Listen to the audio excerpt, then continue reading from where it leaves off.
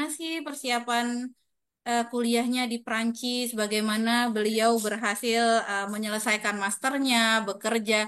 Dan satu lagi sih yang menarik sebenarnya dari ceritanya Kak Ulfa ini, menurut saya ya pribadi, karena Kak Ulfa ini berangkat waktu pandemi, teman-teman. Jadi waktu semuanya kerja dari rumah, kuliahnya online. Nah, di waktu itulah beliau berangkat ke Prancis.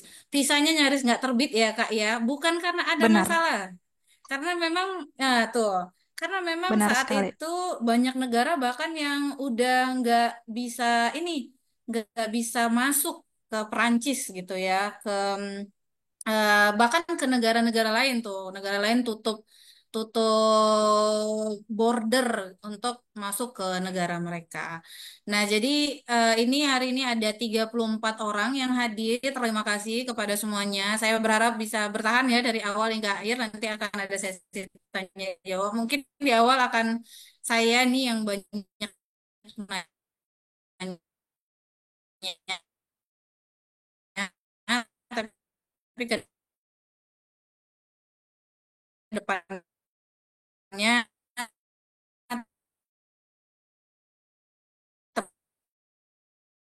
teman-teman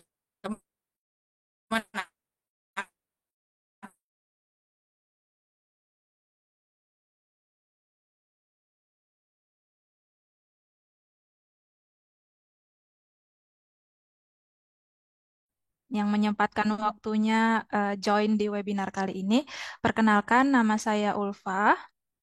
Em, Dulu alumni AF Medan, jadi belajar bahasa Perancisnya di AF Medan. S1 di UINSU. Jadi sebenarnya Kak Daya ini adalah senior saya, pendidikan bahasa Inggris UINSU Medan. Jadi mungkin itu saja perkenalannya. Nanti lebih lanjut kita akan bahas berdasarkan pertanyaan. Oke. Nah, jadi ini Kak Ulfa udah jelasin ya kalau beliau adalah lulusan UINSU Bahasa Inggris. Nah, menarik nih. Ini masternya ngapain? Jurusannya apa gitu dari Bahasa Inggris? Oke, boleh Kak dijelasin Kak dari S1-nya, S2-nya di mana, di kota apa, terus kuliahnya jurusan apa?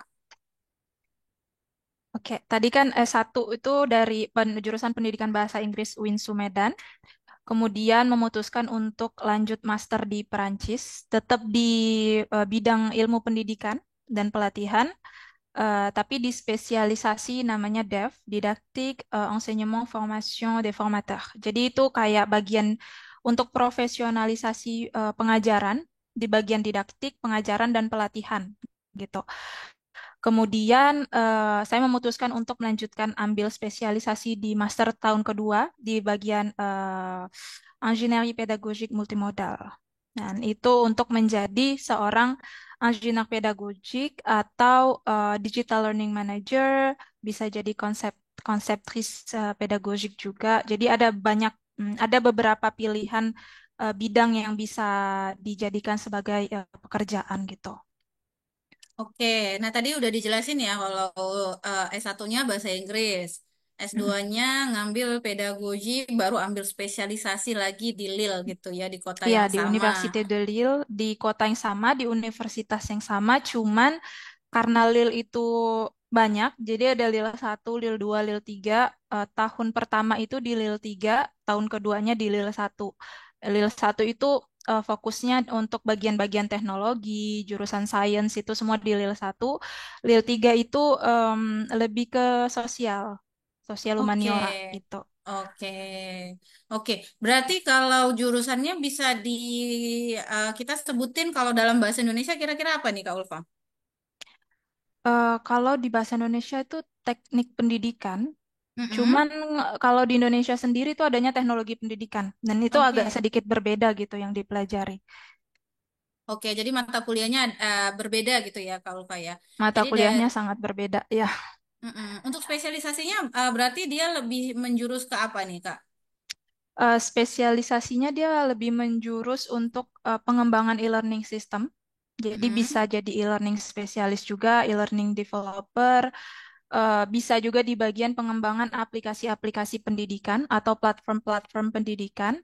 pengembangan modul pendidikan juga gitu. Jadi kalau misalnya di Indonesia ada jurusan teknologi pendidikan, karena emang orang tua saya juga lulusan master teknologi pendidikan, terus kita ngobrol, ternyata yang dipelajarin nggak sama gitu. Walaupun kelihatannya serupa, tapi tak sama ternyata dari mata kuliah yang dipelajari gitu. Kalau saya tuh lebih ke desain, jadi lebih banyak proyek-proyek kayak buat games, buat aplikasi apa ya, belajar tentang UX UI, belajar tentang coding gitu. Tapi kan kalau di Indonesia tuh lebih ke kurikulum dan pengembangan kurikulum dan lebih ke teori-teorinya gitu. Jadi kalau di compare di Indonesia kurang tahu jurusan yang seperti apa. Mungkin ada, cuman lebih ke em, karena kayak teknologi pendidikan, teknik pendidikan. Jadi gabungan teknik sama pedagogik sebenarnya. Oke, Jadi kita nge-coding juga, tapi buat modul juga gitu. Jadi kombinasi antara keduanya gitu. oke, jadi kombinasi teknologi dalam dunia pendidikan gitu dan Iya, lebih benar spesifik sekali. juga karena kita ada bagaimana membuat modul bahkan Kak Ulfa juga mempelajari bagaimana untuk coding gitu ya, bagaimana Mm-mm. sistem web platform tertentu. Iya, Oke, menarik sekali nih teman-teman karena jurusan S1-nya bahasa Inggris, pendidikan bahasa Inggris ya perlu di-highlight. Terus masih dalam ranah pendidikan tapi agak sedikit spesifik sekali, bukan agak ya, tapi lebih spesifik dan di Prancis artinya kalau harus belajar bahasa Prancis. Nanti kita akan kulik-kulik ya gimana persiapannya, gimana kuliah, gimana kerjanya. Nanti juga teman-teman boleh kok nanya, nanti kirim aja pertanyaannya di kolom chat. Kita akan bahas nanti setelah sesi pertanyaan yang sudah saya siapkan pastinya. Oke, sekarang kalau Kak Ulfa kan tadi udah cerita S1 langsung S2. Nah, sekarang kegiatannya apa nih Kak Ulfa? sekarang alhamdulillah sudah bekerja di salah satu perusahaan mobil Prancis namanya Renault. Eh, jadi join di tim digital transformasi, digital transformation di bagian change management. Jadi yang nge-handle proyek gimana ya bilangnya, transformasi digitalnya Renault itu di kita gitu. Kita nge-handle proyek itu karena emang di tahun 2045 nanti ada memang proyek besar yang kita udah mulai dari sekarang, dan itu kita fokus di bagian nge-training para pekerjanya, kemudian ngebuat modul juga. Dan kenapa bisa di Renault? Karena emang jurusan yang saya gelutin ini itu khusus untuk pendidikan orang dewasa. Dalam artian, kalau pendidikan yang kita lakukan SD sampai kuliah itu masih dalam jangkauan, gimana ya bilangnya, belum termasuk kategori namanya andragogy. Jadi em, menariknya adalah kalau saya sudah punya pengalaman menjadi seorang guru bahasa Inggris dulu, terus sekarang yang diajarin itu bukan orang-orang yang berada di universitas lagi gitu. Jadi kayak orang-orang kerja, memahami bagaimana sistem bisnis di Renault. Jadi em, karena saya juga suka belajar, nah, ketika mengembangkan modul-modul pelatihan di sana, jadi saya otomatis belajar bisnis juga gitu at the same time. Dan itu sih yang sebenarnya menarik Oke. proyek-proyeknya di sana gitu. Oke, ini perlu jadi satu insight juga ya teman-teman ya. Jadi ketika kita berbicara tentang satu perusahaan, bahkan perusahaan mobil gitu ya, tulisannya buat teman-teman yang nggak tahu itu RENAULT. Mungkin Kak Riza nanti boleh bantu ketik ya di bawah. Jadi itu salah satu perusahaan mobil ternama di Prancis. Nah, bahkan perusahaan mobil pun mereka menggunakan sistem pedagogi gitu ya untuk mentraining karyawannya, untuk mengedukasi karyawannya bagaimana penggunaan platform dan bahkan memahami tentang sistem. Nah, Kak Riza udah bantu tuh. Bagaimana memahami tentang sistem perusahaan itu sendiri. Dan itu juga membutuhkan orang-orang yang berkaitan dengan teknologi pendidikan. Jadi kalau di Prancis, orang pendidikan tidak mulu-mulu masuk ke ranah jadi pengajar gitu ya, Kak Ulfa ya. Bahkan Benar jadi sekali. formatris atau orang yang membuat modul atau membuat software atau merencanakan nih sistem-sistem training yang ada di perusahaan tertentu. Menarik Ya, sekali nih mungkin orang-orang yang di dunia pendidikan ya yang lagi bergabung bisa mempertimbangkan jurusannya Kak Ulfa juga nanti boleh di ini ya kita diskusi lebih lanjut nanti dengan Kak Ulfa terkait ini.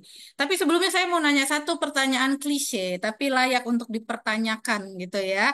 Adalah kenapa sih milih Prancis untuk rencana kuliahnya gitu? Kenapa dari anak bahasa Inggris loh gitu ya? Kan bahasa Inggris tuh kita kenal dengan Anglofon. Siapa sih yang nggak benar. kenal dengan negara-negara berbahasa Inggris? Tapi kenapa milih Prancis? Agak panjang nih Kak, pertanyaannya sedikit lagi adalah gimana persiapan kuliahnya dari yang S1 bahasa Inggris terus ambil kuliah ke Prancis. Persiapannya gimana? Berapa lama? Coba Kak ceritain dulu tentang hal ini Kak. Oke, untuk yang pertama ya, pertanyaan yang pertama mungkin kalau diingat-ingat lagi, flashback dulu kenapa akhirnya milih Prancis. Sebenarnya dulu pengen banget jadi duta duta pemuda Indonesia, pernah ikut kompetisi dan ketika mengikuti kompetisi tersebut itu ngelihat peserta-pesertanya itu punya keunggulan lain gitu. Terus karena memang udah bisa bahasa Inggris, saya mikir skill apa yang buat beda gitu dari peserta lain. Saya mikirnya kebetulan waktu itu ada negara Kanada. Kanada kan pakai bahasa Perancis. Jadi saya mikir di Indonesia kan nggak banyak ya orang yang bisa bahasa Perancis gitu. Dan emang suka beda dari yang lain aja gitu. Akhirnya karena emang udah suka bahasa, saya memutuskan bilang ke orang tua pengen belajar bahasa Perancis. Awalnya tuh pengen coba-coba doang belajar bahasa Perancis. Nah, ketika orang tua datang ke eh, ini sebenarnya kok dikaitkan lagi, Kak Dayah itu merupakan salah satu motivasi juga karena saya tahunya AF Medan itu dari kalau Kak Dayah masih ingat dulu ketika Kak Dayah baru balik dari Indonesia di UINSU itu ada ngadakan international seminar. Kak Daya jadi salah satu pembicaranya sama teman-temannya yang dulu belajar di AF. Nah, dari situ saya tahu kalau AF Medan itu satu-satunya lembaga resmi untuk belajar bahasa Perancis gitu. Kemudian saya bilang ke orang tua mau belajar bahasa Perancis gitu. Coba aja lah, walaupun susah atau gimana, yang penting dicoba. Karena kita nggak pernah tahu kalau kita nggak nyoba gitu. Akhirnya datang ke AF. Pada saat itu memang punya cita-cita dari kecil, pengen ke luar negeri, cuman belum menentukan negara mana gitu. Kemudian setelah orang tua diskusi sama admin AF yang di depan, orang tua tanya, di sini bisa nggak sekalian diarahkan untuk ke Prancis? Kalau memang di sini bisa belajar bahasa Prancis gitu. Oh iya kita ada kampus France. Nah, di situ yang tadinya cuma nyoba-nyoba, orang tua tuh langsung bilang kayak, ya udah nanti kuliah masternya di Prancis aja. Akhirnya yang tadinya mindsetnya cuma pengen coba-coba, oh berarti harus serius gitu. Kemudian kenapa tertarik? Hal yang kedua, kuliah di Prancis itu Sih di Ilfas ya, butuh di Samsung satu tidak ada yang from France. namanya diplom DELF dan itu berlaku seumur hidup. Terus saya ngebandingin kalau misalnya belajar IELTS itu tesnya mahal dan cuma berlaku 2 tahun. Yang ketiga dijelasin lagi kuliah di Prancis itu murah gitu. Dan emang iya kalau dibanding dengan negara-negara Eropa yang lain, Prancis itu emang biaya pendidikannya tuh nggak ada apa-apanya sama di Indonesia gitu. Bahkan nggak sampai 5 juta. Karena boleh disebut nominalnya atau enggak, Kak, di sini? Oh boleh dong, apalagi kampusnya Jadi Ulfa ini masih tergolong murah banget nih. Berapa iya, Fa? waktu itu 243 euro per tahun. Jadi nggak per semester. Jadi kayak sekali bayar, daftar ulang sekali bayar udah beres. Kemudian yang keempat, setelah dicari tahu lagi nggak sulit gitu. Kayak ya udah butuh Delft. Emang belajar bahasa Prancisnya sulit. Butuh Delft, terus berkas-berkas yang lainnya tuh nggak ribet gitu. Jadi ya ya udah kayak nggak punya alasan lagi. Udah yang tadinya coba-coba ya udah deh diseriusin. Akhirnya emang cari tahu lagi kualitas pendidikan di Prancis juga sangat jauh berbeda dari di Indonesia. Terus dengan biaya kuliah yang per tahunnya segitu, kenapa enggak gitu. Akhirnya di situlah memantapkan hati untuk seriusin. bahasa Perancis, belajar bahasa Perancis. Waktu itu situasinya saya lagi nulis skripsi S1, jadi benar-benar di situ mulai skripsi, di situ mulai belajar bahasa Perancis di AF Medan. Jadi kayak pagi di pagi sampai sore itu di kampus, sore ke malam itu belajar di AF. Jadi sampai rumah itu udah jam 10 malam itu. Kemudian tadi pertanyaan yang kedua boleh diulangin, Kak Daya? Iya, lebih tadi kan kenapa pilih Prancis gitu kan. Mm-mm. Tadi udah dijawab, terus persiapannya gimana. Oh Sebenarnya iya, udah dijawab nih Kak Ulfa, tapi lebih sedikit lagi nih.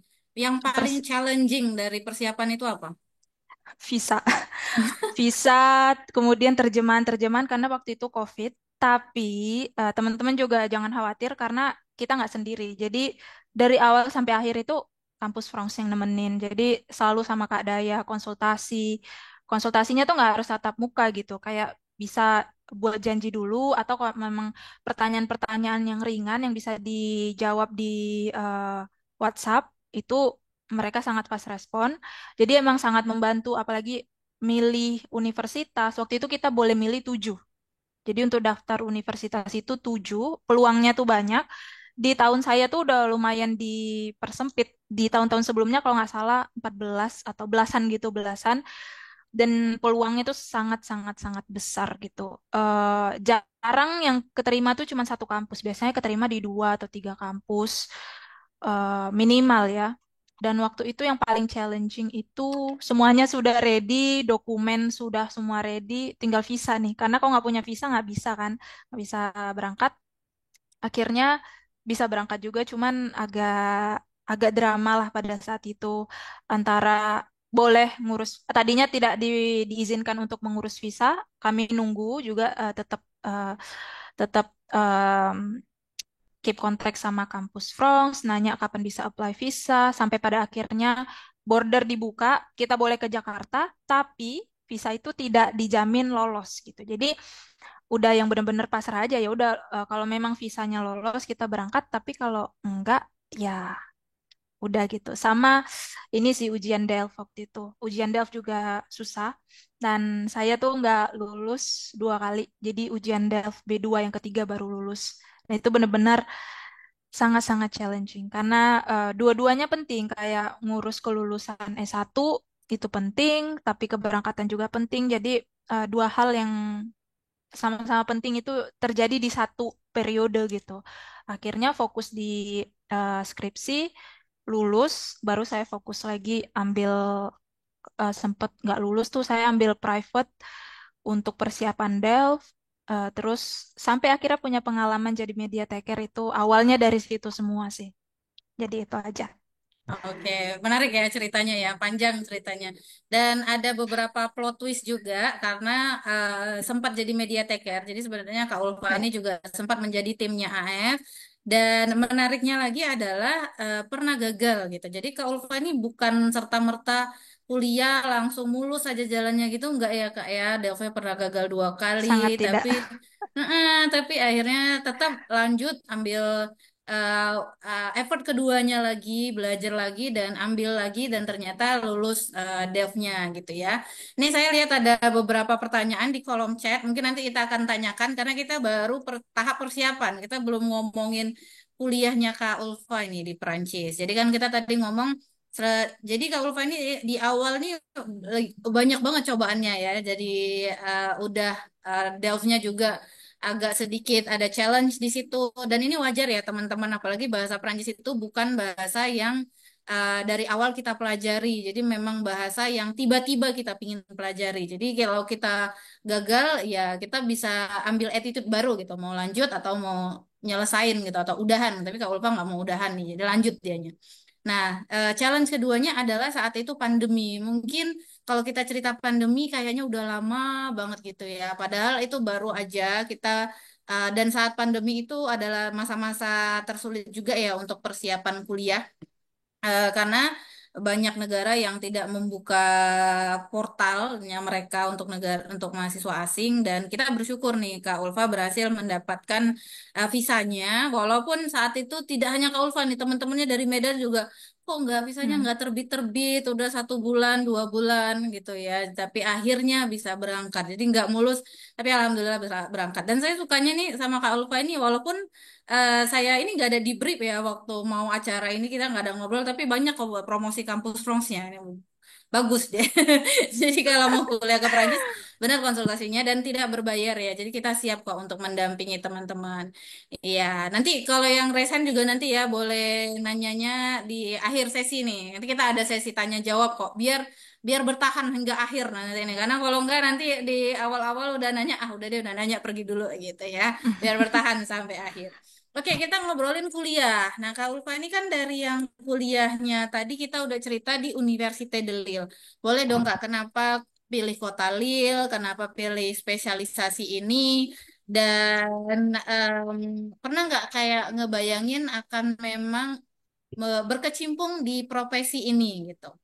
Nah, boleh Kak diceritain tentang pengalamannya lah berkuliah di Lille, kenapa? Dan challenge-nya selama kuliah gimana? Dan dari awal tuh emang udah aim-nya kemari atau ini panjang banget ya pertanyaannya? Nggak apa-apa, kalau Lupa pasti inget kan pertanyaan. Boleh Kak Lupa Ya, silakan. jadi kenapa memutuskan di kota Lille? Karena emang keterima yang benar-benar dapat LOE yang pasti itu di Lille. Sebenarnya waktu itu dua. Yang pertama itu di Grenoble, di di Grenoble, Université de Grenoble. Tapi LOE-nya itu belum yang pasti karena mereka masih bilang kalau misalnya COVID kita nggak bisa buka pembelajaran offline, semua mahasiswa internasional akan ditolak gitu. Jadi yang kitanya tadinya udah diiming-imingin lulus nih di jurusan ini udah dapat LOE-nya, tapi akhirnya nggak jadi. Dan itu saya ragu waktu itu. Jadi dapat dua, yang kemudian yang kedua itu Université de Lille, di mana jurusannya sebenarnya saya nggak minat banget gitu. Dan saya nggak pernah cari tahu sebelumnya ada spesialisasi yang saya mau di M2-nya gitu. Kenapa pada saat itu akhirnya tetap maju?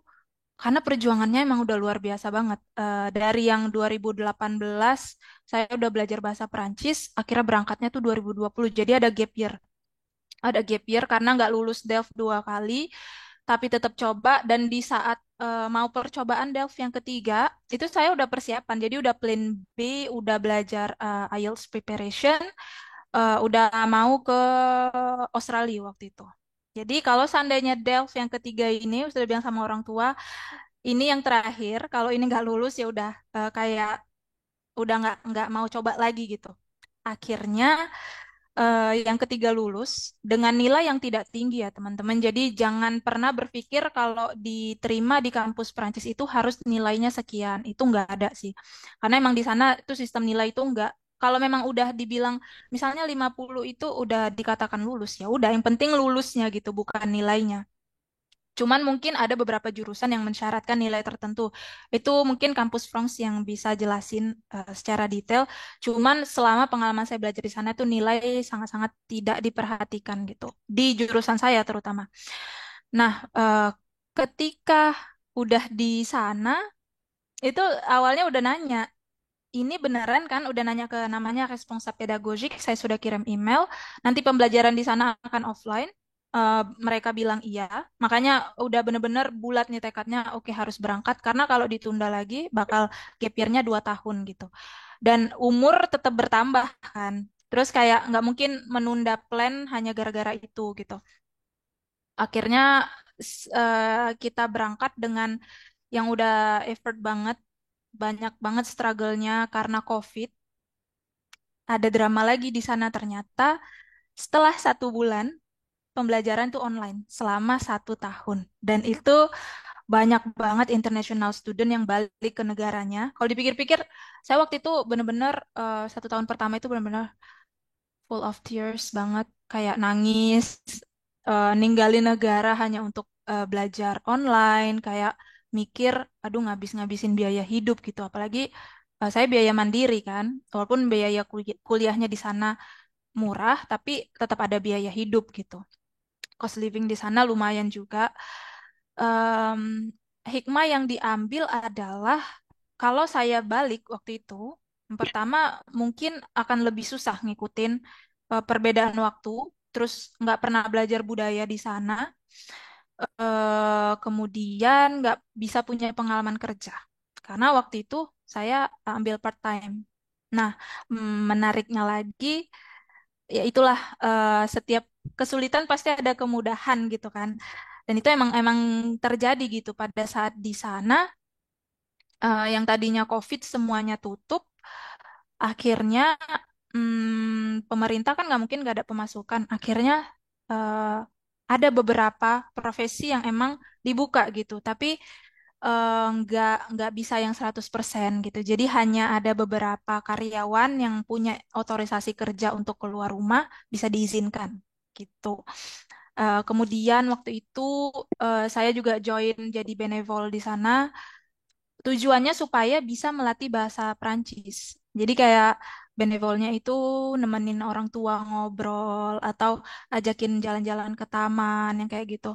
Jadi emang memutuskan kenapa di jurusan ini sebelumnya saya nggak pernah kepikiran untuk bisa ambil sampai profesi yang saya jalani sekarang karena setelah COVID itulah saya baru nge-explore lagi dan saya tahu ternyata dengan ngambil spesialisasi ini membuka spesialisasi lain gitu. Jadi di jurusan M1 saya itu ada 5 spesialisasi yang berbeda dan 3 spesialisasi yang ada di M1 itu membuka jalan ke spesialisasi yang lain, yang 2 ke spesialisasi yang lain. Jadi emang di Perancis itu kita udah belajarnya kayak anak kedokteran gitu, ada spesialisasinya. Nggak ada jurusan yang general banget itu jarang sih. Lebihnya ke malah jurusannya sangat spesifik yang tadinya kita nggak pernah mikir jurusan itu ada, jurusan itu kok bisa ada gitu. Karena kayak kayak nggak mungkin itu ada gitu. Karena ya emang sespesifik itu Prancis untuk mempersiapkan mahasiswanya punya skill tertentu gitu. Itu sih, Oke. apakah menjawab pertanyaan Kak Daya Well, atau ada yang ketinggalan? well, ya. Jadi kalau namanya sharing ya, jadi lebih lebih banyak nih ceritanya Kak Ulfan yang mau kita dengerin. Ya pastinya menjawab nih Kak Ulfa karena kan tentang tahun pertama kuliah ya eh, dan masa pandemi benar lagi di Perancis gitu. Mungkin salah satu hikmahnya juga banyak yang pulang kampung gitu ya mahasiswa internasionalnya. Jadi kesempatan kerjanya juga lebih banyak nih untuk orang-orang yang masih berada di Perancis gitu. Dan Kak Ulfa udah Benar berapa sekali. lama Kak di Perancis sampai sekarang? Sudah 4 tahun. Iya, udah 4 tahun ya di Prancis. Lebih lama di Prancisnya kok daripada gap year-nya. Jadi nggak masalah ya. Tadi kan secara kehidupan ini Kak, personal gitu. Nah, kalau kehidupan akademis Mm-mm. nih, saya di kampus gitu. Apakah challenge kuliah online itu, dan ini kan 1 tahun nih yang online, berarti kan 1 tahunnya offline gitu. Ada nggak kesulitan Mm-mm. beradaptasi dengan jurusan yang mungkin sedikit berbeda gitu kan karena ya pasti tadi ada mata kuliah yang beda apalagi yang dulu di S1 mungkin nggak dipelajari. Mm-mm. Adakah jurusan atau adakah kayak kesulitan-kesulitan khusus secara akademis bagaimana mencapai nilai yang dibutuhkan untuk kuliah gitu. Dan menurut Kakak, apakah eh, di Prancis itu harus dapat nilai yang bagus banget gitu. Kalau di Indonesia kan IPK 4 ya. Nah, kalau di Prancis kan Mm. nilai tertinggi itu 20 ya perbandingannya. 20 benar. Nah, ya 20. Apakah memang kayak ini harus kerja mati-matian nih biar dapat nilai bagus, biar bisa dapat kerjaan yang bagus gitu. Gimana Kak Ulfa secara akademis dan bagaimana pencapaian-pencapaian akademis yang memang dipersiapkan nih untuk dunia kerja? Hmm. Jadi sulit sih waktu pas tahun 2020 ke 2021 itu benar-benar kita sebulan pertama itu offline. Akhirnya COVID makin parah. Sampai akhirnya seluruh universitas di Perancis telah diputuskan untuk melakukan pembelajaran online. Dan pada saat itu tuh benar-benar persiapannya nggak ada yang 100%. Jadi dari dosennya juga nggak punya persiapan yang matang, terus kitanya juga yang international student atau student yang orang Perancisnya juga semuanya pada kaget gitu. Cuman kita emang punya satu akses, satu portal universitas di mana kita bisa akses pembelajaran, walaupun belum belum sebenarnya belum sepenuhnya yang diharapkan dari dosen dan mahasiswa gitu. Jadi emang sulit banget. Waktu itu pernah ada sistem 2 minggu kita offline. Jadi sebenarnya belum sempat punya teman. Kalau dipikir-pikir belum sempat punya teman dan itu sulit banget. Budaya belajar di Perancis sangat jauh berbeda sama di Indonesia. Em, Terus juga pada saat itu 2 minggu kita offline, sempat ketemu juga teman-teman satu kelas. 2 minggu terakhir kita dibagi jadi kelompok A sama B. Jadi misalnya nih saya di kelompok A minggu ini offline, berarti yang B itu online. Jadi kayak hybrid. Dan itu cukup susah karena tidak difasilitasi dengan baik pada saat itu. Kesulitan lainnya itu dari segi akademis, namanya juga belajar online yang nggak dengan persiapan yang matang, bukan yang dimau gitu. Online itu karena dipaksa online karena keadaan gitu loh. Jadi susah sih, beda interaksi langsung sama online untuk dengeri dosen, terus bahan-bahan ajar yang dipersiapkan juga kadang-kadang tuh susah gitu untuk dimengerti. Terus nggak punya teman, nggak ngerti mau ngobrol sama siapa juga. Pada saat itu tuh benar-benar semua orang merasa kesulitan, dosennya juga ngerasa kesulitan, dan itu jadi bahan penelitian saya sebenarnya di M1 gitu. Jadi karena saya ngeliat dosennya tuh dan dosennya tuh bilang ke kita gitu, karena dosen di sana tuh sangat-sangat transparansi. Kalau mereka nggak tahu untuk jawab pertanyaan kita, mereka bilang nggak tahu, bukan kayak dicoba untuk jawab gitu, tapi mereka emang jelasin situasinya gitu. Karena saya ngelihat ada kesulitan, jadi itu saya jadikan bahan tesis saya, judul tesis di M1, meneliti tentang kesulitan dosen sama sistem digital learningnya di Prancis itu gimana. Dari segi akademis, setelah COVID itu yang saya salutnya sistem e-learning di Eropa tuh benar-benar meningkat pesat sih dari situ. Karena ya, perlu diacungi jempol kalau di Eropa itu begitu kita ngalamin satu kesulitan, mereka langsung cari solusi gitu. Jadi sampai sekarang ya makin bagus. Jadi kita ngalamin sulit itu 1 tahun itu, setelah itu pendidikan di sana jadi jauh lebih bagus dari bidang apapun, dari labnya juga ditingkatin lagi, dari sumber-sumber pembelajaran, dari platformnya mereka benar-benar meningkatkan platform itu yang sesuai dengan kebutuhan mahasiswanya. Bahkan saat ini tuh eh, sangat-sangat banyak jurusan yang dibuka untuk online untuk menarik mahasiswa dan memperbanyak jumlah mahasiswa. Terus kesulitan lainnya tuh lebih ke budaya nulis sih sebenarnya. Budaya nulis sama cara berpikir di sana tuh beda banget. Banyak buat sang tes tuh nggak tahu di Indonesia kita nggak ada yang budaya kayak gitu gitu. Terus cara berpikirnya juga berbeda. Lebih sering gimana ya? Lebih sering membicarakan satu topik, terus lebih terbiasa untuk memberikan opini akhirnya gitu.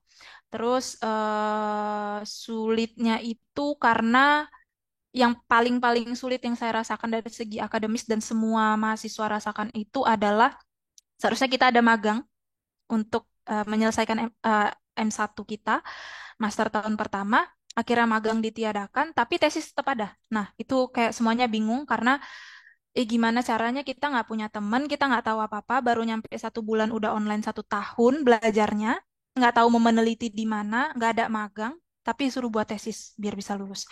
Dan itu benar-benar struggle banget pada saat itu. Terus budaya penulisan tesis di sana itu beda gitu. Karena saya kan nulis skripsi di sini, saya masih membawakan budaya penulisan ilmiah dari Indonesia. Ternyata sangat-sangat berbanding terbalik gitu sistemnya. Jadi banyak konsultasi sama dosen secara online dan itu nggak mudah. Kita juga nggak bisa ke kampus. Sampai akhirnya waktu itu ngebantu ke kampusnya itu boleh konsultasi, cuman harus buat appointment sama dosen pembimbing dan itu kayak nggak boleh sering-sering. Karena pada saat itu tuh ada periode yang kita sama sekali nggak boleh keluar rumah, cuman di kamar doang. Belanja juga waktu itu kalau misalnya tinggalnya satu rumah tuh berapa orang ya satu orang aja yang boleh keluar gitu. Jadi belanjanya juga nitip.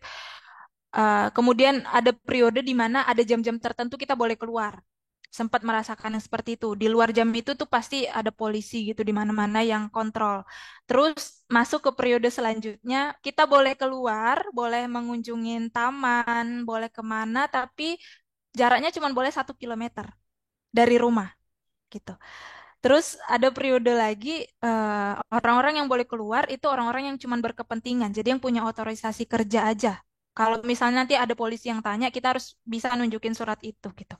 Jadi emang 1 tahun itu benar-benar berat banget dari segi akademis, dari segi kehidupan pribadi juga nggak gampang sama sekali. Tuh. Oke, kalau dari nilainya Kak Ulfa, seberapa apa Oh. ya ambisius sih dapat nilai bagus gitu dan mungkin nggak usah nyebutin angka ya kayak oh nilai saya Mm-mm. segini gitu. Menurut Kak Ulfa sendiri bagaimana apa ya pandangan orang Prancis dengan nilai bagus dan Kak Ulfa sendiri bagaimana secara akademis sendiri apakah memang mengekspek untuk dapat nilai bagus selama kuliah? Gitu? Enggak, karena memang susah banget. Di M1 saya nggak berharap apa-apa, jadi kalau minimalnya 10/20, ya saya harus dapat 10 gitu. Dan nilai di sana tuh kayak tadi saya juga udah sempat spill, itu nggak terlalu diperhatikan. Jadi kalau di Indonesia tuh harus sekian gitu, biar kelihatannya, oh ini anak bagus nih gitu prestasinya. Nah di Prancis tuh nggak ada kayak gitu. Kalau misalnya dibilang ya udah 10 minimal 10/20 dapat 10 tuh aja udah alhamdulillah banget, itu udah bersyukur banget karena untuk dapetin itu tuh susah gitu. Itu tahun pertama, cuman di tahun kedua saya memang karena emang jurusannya yang saya cari, jadi emang semangat banget. Jadi di tahun kedua sama tahun pertama tuh kok di compare sangat-sangat jauh berbeda dari segi nilai. Tapi kalau berbicara tentang nilai, di sana tuh nggak ada judgement tentang nilai. Jadi mau dapat 10, mau dapat 11 itu udah ya nggak masalah gitu. Tidak ada yang namanya kita dicap nggak pinter kalau di sana gitu. Nggak ada yang kayak gitu. Jadi santai aja belajar di sana tuh nggak ada tekanan untuk dari segi nilai gitu.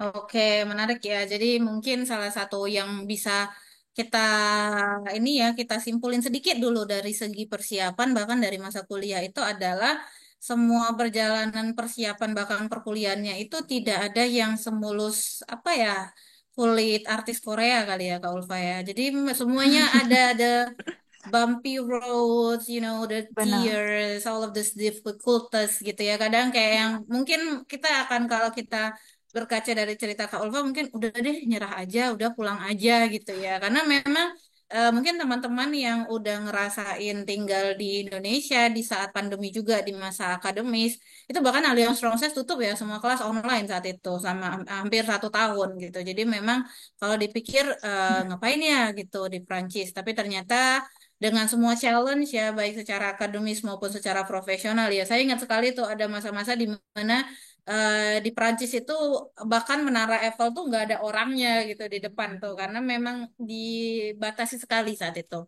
Dan satu Mm-mm. lagi yang menarik adalah ternyata mungkin yang lagi belajar bahasa Perancis, yang lagi mau ambil DELFS, takut deh nilainya 50 pas-pasan gitu. Atau yang kayak, aduh harus dapat 80, 70. Ternyata tidak serumit itu.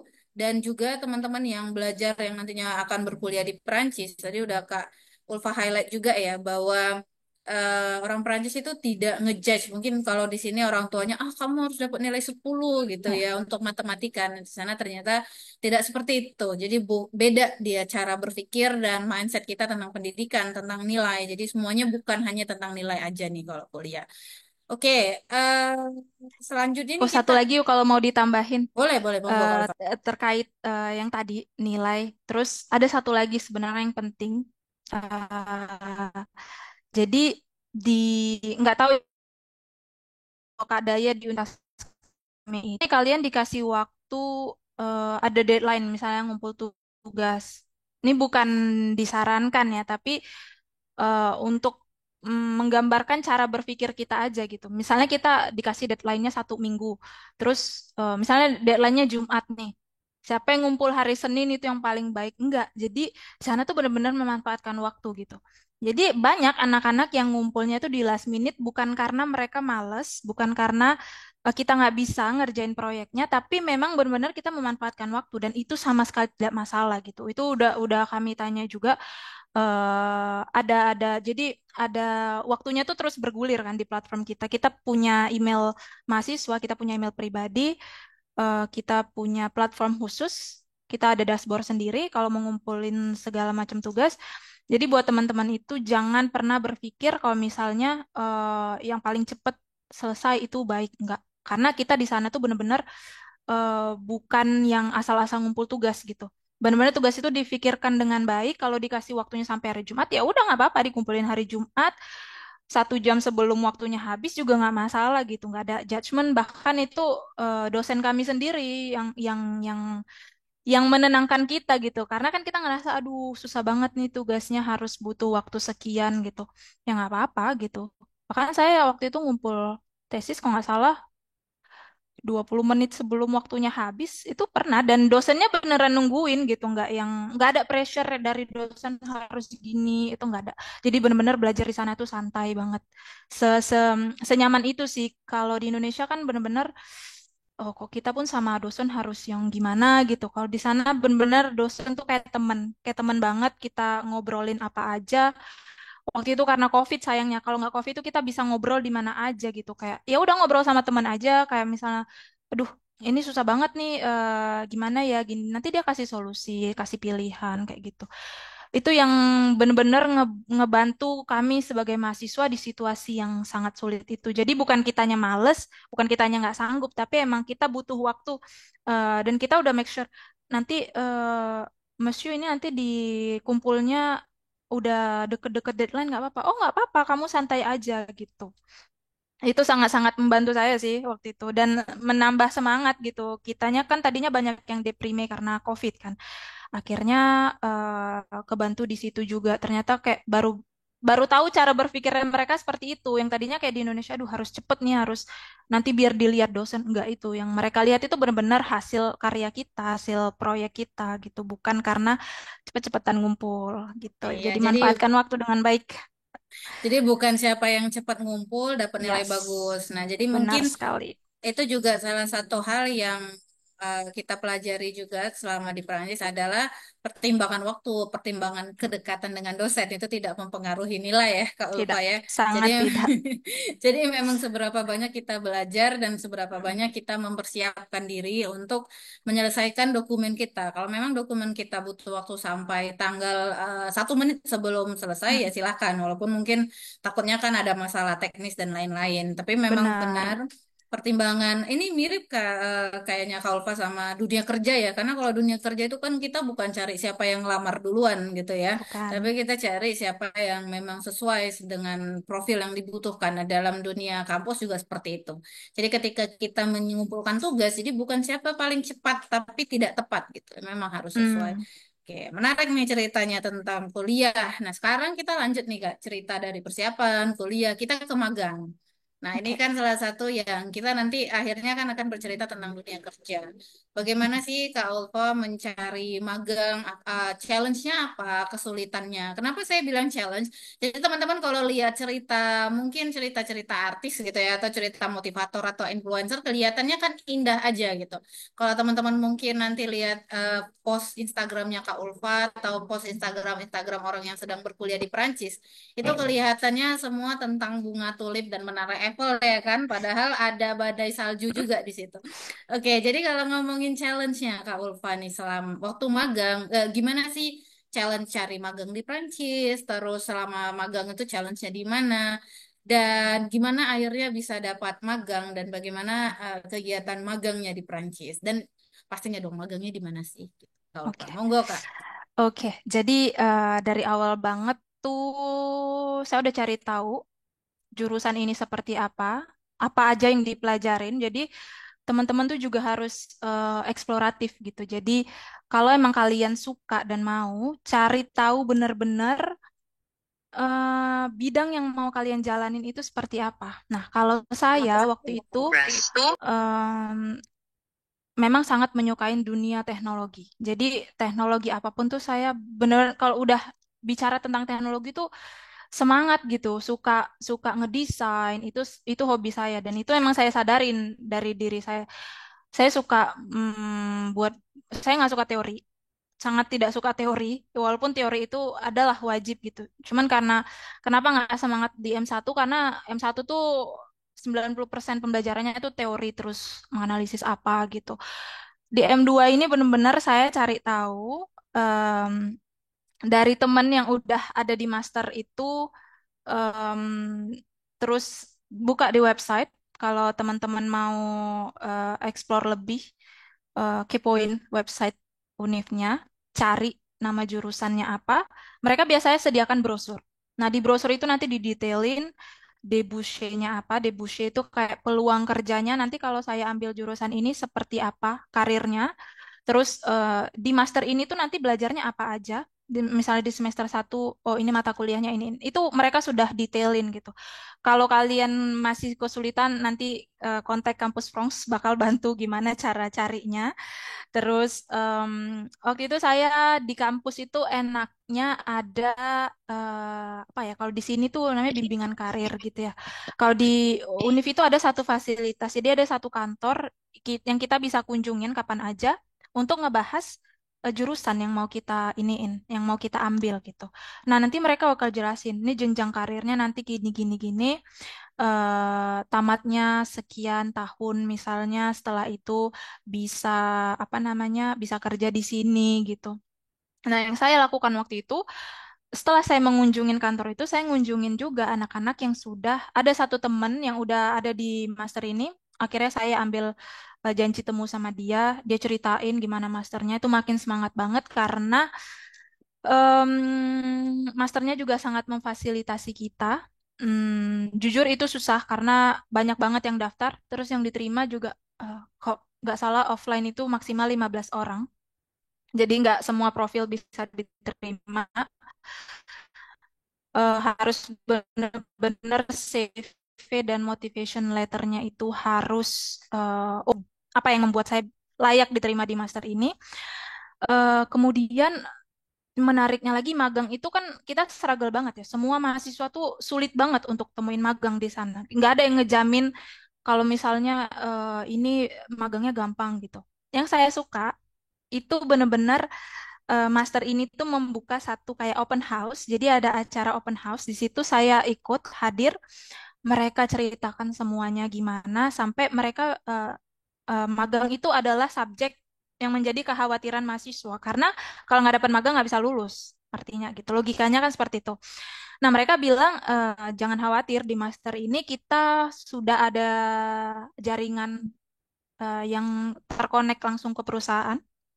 Jadi hampir setiap hari itu ada aja perusahaan yang nyari eh, master kita gitu, anak-anak di master ini untuk magang gitu. Jadi dari situ saya nggak khawatir kalau emang semuanya juga pasti bakal dapat magang dan track recordnya tuh bagus. Jadi kayak senior-seniornya itu sudah dapat magang di perusahaan penerbangan, di dunia kesehatan gitu.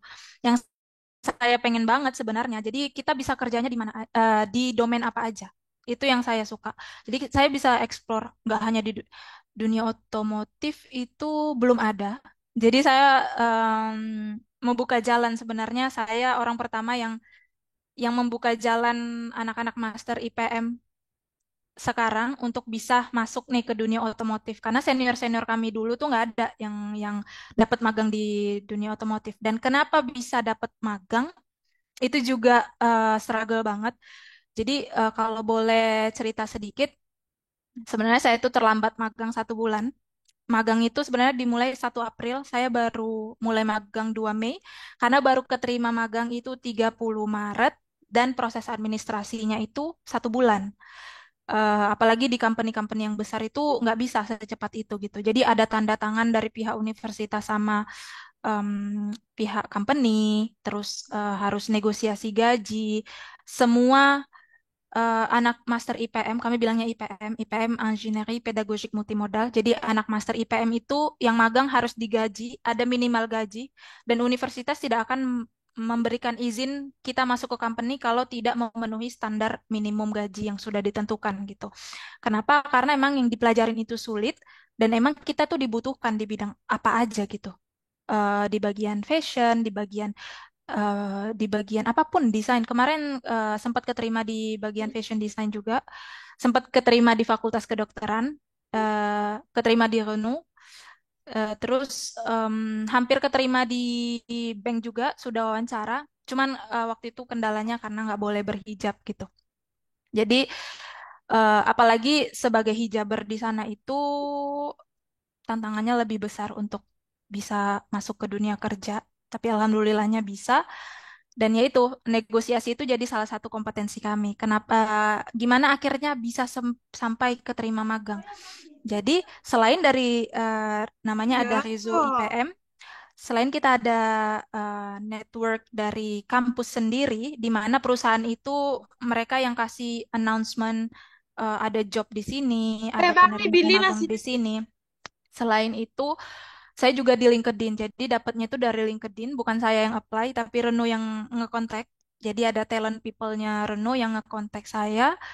Itu juga sebenarnya udah sebenarnya saya udah mengabaikan banget Reno karena eh, kayak ditawarin dan itu malam-malam di luar jam kerja di kontak dari chat LinkedIn.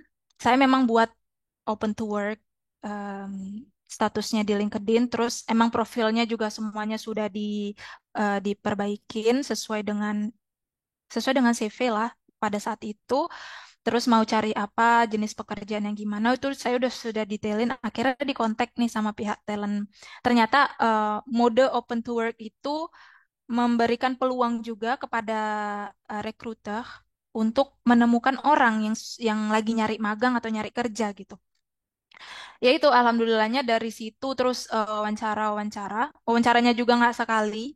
Jadi kalau di company-company yang besar itu kita bisa tahapnya sampai 3-4 kali gitu. Pada saat itu saya diskusi dari eh, pesan, akhirnya wawancara telepon, terus baru ketemu manajernya. Dan pada saat itu kenapa kayak udahlah nggak usah renuh gitu karena talent people-nya ini bilang hmm, dia bilangnya hal yang meragukan gitu. Kayak saya nggak tahu ya ini manajernya bakal kontak kamu atau enggak gitu. Tapi kamu persiapkan aja.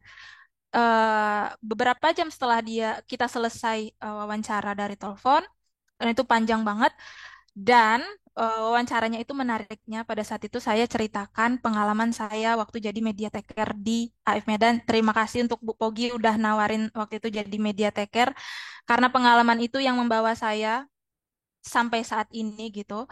Em, Waktu itu kalau Kak Daya ingat atau teman-teman di AF ingat waktu masa pandemi itu kita ada collab.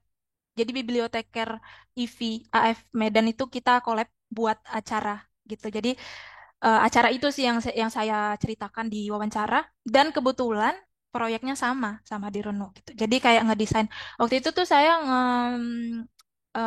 Chloe waktu itu direktrisnya dia ngasih tools namanya BDNF itu buat komik digital dan waktu itu ada kompetisinya. Jadi kalau teman-teman mau scroll IG-nya AF, dulu kita pernah buat acara namanya Atelier BD Numerik di AF Medan itu 3 sesi. Itu saya ngedesain, ngetraining untuk umum waktu itu cara buat komik gitu. Jadi ngedesain ini sesi pertama mau apa nih materinya, sesi kedua apa, sesi ketiga apa, sampai akhirnya kita buat kompetisi waktu itu.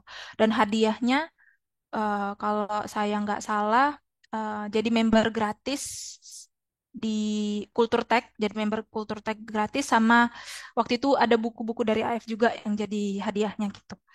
Jadi itu dari situ akhirnya oh iya iya jadi kayaknya dia merasa teryakinkan setelah saya menceritakan pengalaman saya di AF itu gitu.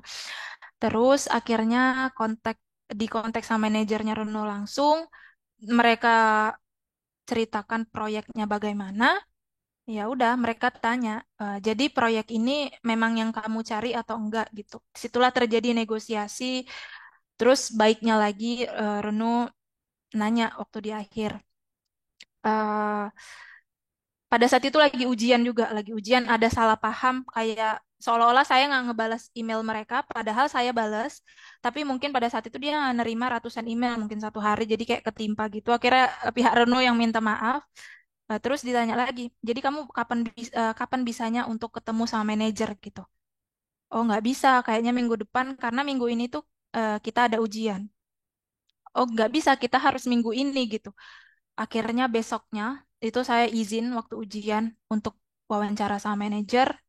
Itu agak dramatis juga sih, karena di tengah-tengah sesi proyek waktu itu di master saya ini ada 4 kali sidang. Jadi setiap mau masuk fase berikutnya itu ada proyek besar yang dilakukan, terus ada sidang. Setiap proyek sidang, setiap proyek sidang gitu. Ya udah akhirnya negosiasi-negosiasi, dia bilang kendala apa yang kamu hadapin. Saya sebutkan semua yang menjadi kendala saya, salah satunya hijab, terus ada lagi satu lagi ternyata kita nggak boleh durasinya tuh harusnya 6 bulan kan, tapi sidang waktu kalau 6 bulan saya harus berakhir di Oktober. Jadi waktu itu nggak bisa, akhirnya 5 bulan mereka okein. Apapun yang menjadi kendala saya waktu itu mereka okein semua dan itu yang ngebuat saya akhirnya oh kayaknya direnu gitu karena mereka juga berani effort buat saya gitu. Jadi saya nggak masalah pindah kota hanya untuk renung. Padahal waktu itu udah keterima di bagian fashion design, salah satu sekolah fashion design yang nggak jauh dari rumah. Itu kayak jalan kaki 15 menit aja. Tapi akhirnya saya tolak. Jadi yang tadi awalnya tuh bener-bener nyari nyari company, akhirnya bisa nolak company dengan alasan yang profesional karena waktu itu saya bilang saya pengen join di international team. Saya pengen bekerja di punya proyek yang internasional gitu. Karena proyek kalau saya jalanin di bagian fashion design itu nggak nggak di ini bener-bener ya proyeknya nggak sebesar Renault lah. Terus gajinya juga nggak sebesar di Renault. Waktu itu saya bilang nggak bisa. Kita di master ini ada namanya kalau di sini UMR lah gitu. Mereka langsung naikin pada saat itu juga karena mereka mereka tanya, kamu udah ada company lain yang udah iniin, yang udah kontak.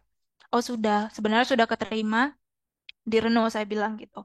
Tapi saya belum putuskan saya mau akhirnya saya mau join di mana gitu. Akhirnya karena saya bilang eh, gajinya itu tidak sesuai dan itu bukan saya pribadi ya. Kalau untuk mahasiswa lain juga nggak akan bisa terima itu. Akhirnya mereka naikin langsung di saat itu juga. Dan mereka bilang oh, jangan gara-gara gaji nggak ini ya kata dia kayak gitu. Jadi hambatan untuk kamu. Oh iya nggak. Terus akhirnya mereka naikin. Terus mereka tanya lagi. Jadi gimana masih ada nggak mahasiswa lagi yang belum dapat magang waktu itu? Saya bilang ada, masih ada teman saya yang belum dapat. Tapi nanti saya kabarin saya akhirnya mau terima atau enggak gitu. Jadi yang tadinya nggak dapat magang di sana sini, last minute banget banyak company yang nge-call untuk interview. eh, ya alhamdulillahnya akhirnya saya pilih Renault dan akhirnya itu jadi saya kasih ke teman yang belum yang masih nyari magang juga gitu. Jadi biar sama-sama dapat gitu. Kebetulan dia juga nggak mau cari company yang di luar kota, dia maunya stay di kota yang sama gitu. Jadi kenapa enggak? Kita saling membantu juga gitu. Jadi kurang lebih seperti itu sih perjuangannya. Oke. Nah, perjuangan lagi ya teman-teman ya. Kalau untuk magangnya juga ternyata tidak selamanya yang cepat itu baik ya, Kak Ulfa ya. Bahkan yang kita tunggu dengan kesabaran akhirnya berbuah manis nih. Ya, saya dari tadi banyak banget ininya kayaknya terlambat pidatonya. terlambat magang 1 bulan, terlambat nulis tesis 2 bulan karena proses menganalisis masalah di company itu butuh waktu 1 bulan sampai akhirnya dosbingnya tuh bilang ya udahlah Zakia kamu tahun depan aja gitu karena kayak mereka nggak yakin bakal bisa nih gitu. Tapi saya bukan tipe orang yang selalu terburu-buru. Kenapa? Karena gimana saya mau kontak dosbing, dosen pembimbing kalau saya nggak tahu masalahnya apa.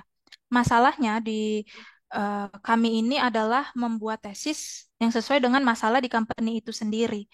Jadi misalnya masalahnya tentang ini, ada dosen-dosen khusus yang memang di bidang expert di bidangnya gitu. Jadi saya nggak bisa ngekontak dosbingnya langsung kalau saya nggak bisa nganalisis. Jadi emang udah telat, udah bener-bener selat total kalau orang Prancis bilang telat magang, telat nulis tesis. Tapi saya benar-benar waktu itu ya udah dijalanin aja gitu. Ya udah, Akhirnya bisa. jalanin aja.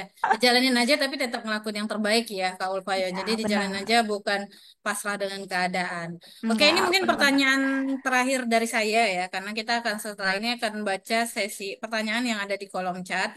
Pertanyaan terakhir untuk sesi pertama ya, sesi tanya jawab dari saya adalah, ini kan kakak sekarang bekerja di Renault ya, di perusahaan di mana kakak magang gitu. Nah, Mm-mm. apa sih balik lagi kayak challenge-nya dunia kerja sekarang apa dan mungkin benefitnya kayak bagaimana kakak beradaptasi dengan dunia kerja di Perancis untuk saat ini. Mm. Gitu Kak Ulfa. Jadi challenge-nya itu adalah sebenarnya challenge-nya itu pertama di bahasa, karena menggunakan bahasa Prancis ya, sama bahasa Inggris. Karena emang kita kerjanya sama tim, saya kerja di proyek Renault yang ada di Prancis, Rumania sama Turki, menghandle proyek untuk 3 negara. Kemudian kalau yang teman-teman perlu ingat, skill yang dibutuhkan di perusahaan itu adalah kerja sama tim, terus time management, sama satu lagi itu em, otonomi gitu. Jadi skill-skill itu sudah terbentuk ketika kita dikasih proyek waktu di universitas gitu. Jadi bukan harus proyeknya bagus. Jadi kita dikasih satu proyek di mana proyek itulah yang melatih cara berpikir kita, cara beradaptasi kita, gimana cara buat games misalnya dalam waktu 5 hari atau mendesain jurusan baru di jurusan baru yang itu online atau hybrid dalam waktu 5 hari, nggak 5 hari sih, 4 hari setengah gitu. Nah, di situ harus ada kerja sama tim, harus ada time manajemennya bagus. Jadi bukan proyeknya jadi gitu. Jadi gimana cara kita mengelola semuanya itu gitu. Jadi emang skill-skill itu sih yang perlu. Otonomi karena kita harus bagi tugas.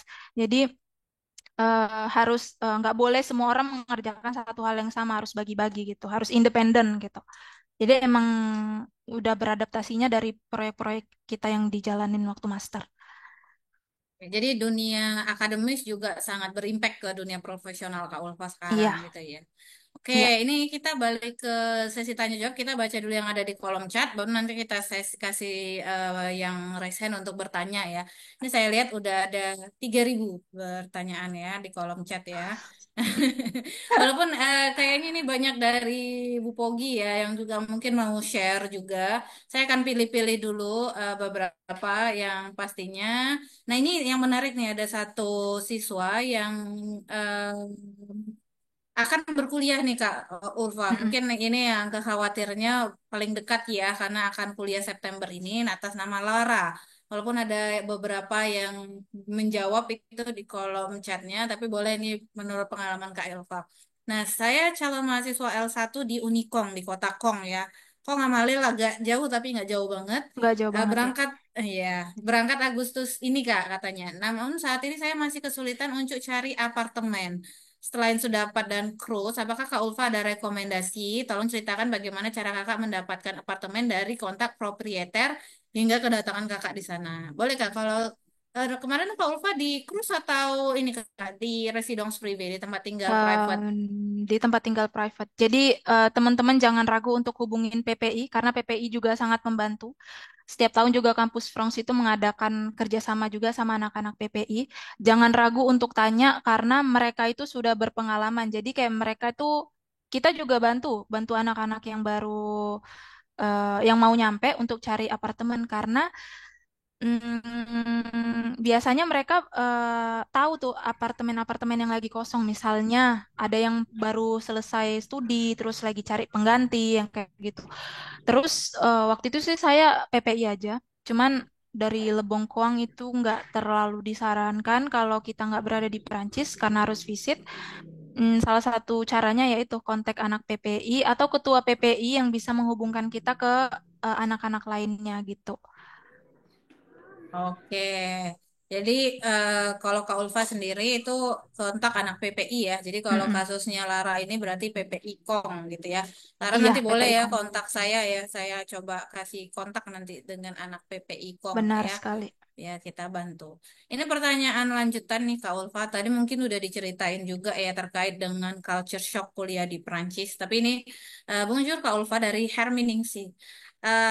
Apa yang pertama kali dirasakan ketika di Prancis dan saat bekerja? Nah, tadi saya di atas juga ada pembahasan tentang bagaimana culture shock setelah memulai perkuliahan di Prancis. Mungkin tadi kan udah cerita nih Kak, culture shock dari segi karena lagi pandemi juga ya kan, ternyata kuliahnya online. Tapi kalau culture shock yang secara mungkin loh ternyata Prancis tuh kayak gini ya. Nah, itu apa Kak? Kalau yang dan ternyata dunia kerja di Prancis nih kayak gini gitu. Boleh Kak di-share? Lebih ke pola berpikirnya sendiri sih, karena emang beda banget kan. Kita cara belajarnya beda, terus bahasa itu benar-benar jadi salah satu hal yang nomor satu sih bagi saya, karena baru nyampe, belum punya teman, pandemi, makanya waktu itu saya memutuskan untuk join jadi ini relawan untuk nemenin orang-orang yang udah tua di sana ngobrol atau ya kita telepon atau temenin jalan gitu kalau emang boleh keluar atau kita ngunjungin ke rumahnya. Itu salah satu culture shock yang benar-benar parah sih bahasa waktu itu. Waktu itu saya udah ada B2, cuman beda gitu. Ternyata di sana tuh beda. Kayak dengerin orang tuh cepat banget ngomongnya. Jadi agak lola waktu itu sebenarnya. Udah gitu di bidang akademis tuh yaitu nulis. Nulis tuh karena kita bisa ngomong belum tentu bisa nulis dengan baik juga kalau dalam bahasa Perancis. Ya itu join-join banyak-banyak cari temennya dari Benevol dan tujuannya juga untuk memperkaya CV juga sih karena orang Perancis tuh sangat suka hal-hal yang seperti itu yang pertama. Terus musim juga karena waktu itu tinggal di bagian utara yang itu lebih dingin dari kota-kota lain, sempat minus juga waktu itu. Itu aja sih lebih ke kalau sama cara berpikir. Pola pikir kita beda banget. Jadi saya bisa sampai sekarang ini udah karena udah terbiasa aja sama cara berpikirnya mereka, cara belajarnya mereka. Tapi kalau dulu itu bener-bener struggle karena sama sekali nggak ngerti gitu. Iya.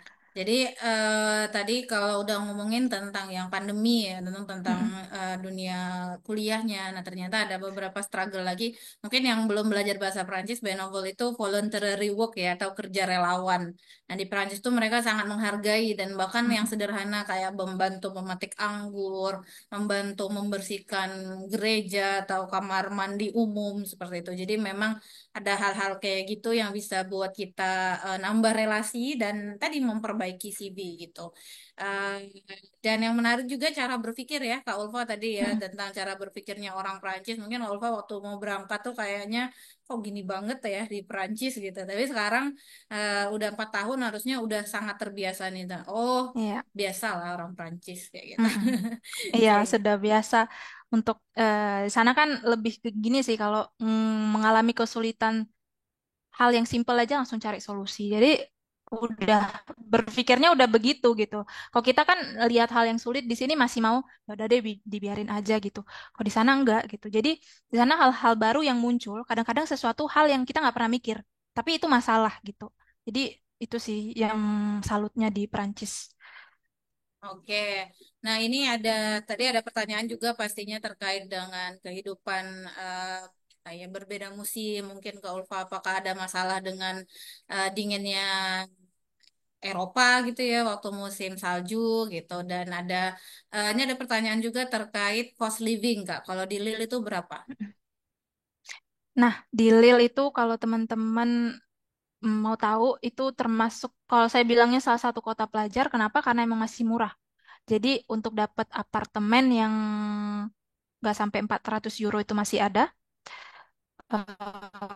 atau rumah yang kolokasiong itu masih bisa gitu. Cost living di sana ya kira-kira kalau misalnya uang bulanan itu untuk kos 400 euro, sekitar segitu. Saya dulu nggak pernah yang 400 euro, jadi kos itu 380 euro gitu. Terus banyak juga pelajar, PPI juga di sana banyak, international student juga banyak.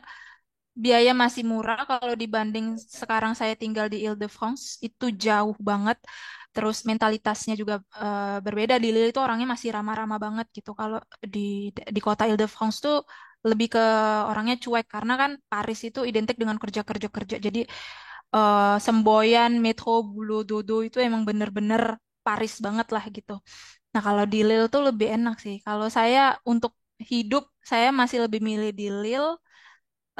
Salahnya waktu itu di kerjaan aja sih yang agak susah gitu. Karena emang kerjaan tuh banyaknya pusatnya di Paris. Jadi em, teman-teman tuh nggak usah khawatir. Sebagai student kita punya jatah untuk part time 964 jam.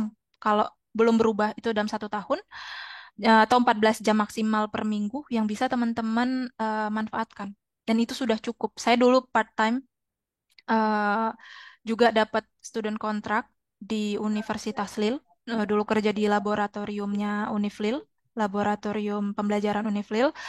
Terus part time-nya juga saya dulu kerjanya di restoran, jadi di bagian makan, di bagian makanan yang kan karena saya suka masak gitu. Jadi bagian yang buat ingredient atau nyiapin ingredient gitu.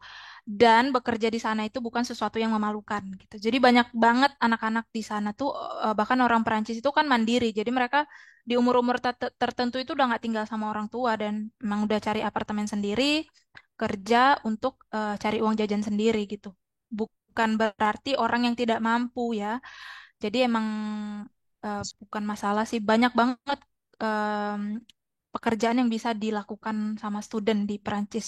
Jadi finansial tuh bukan jadi hambatan gitu.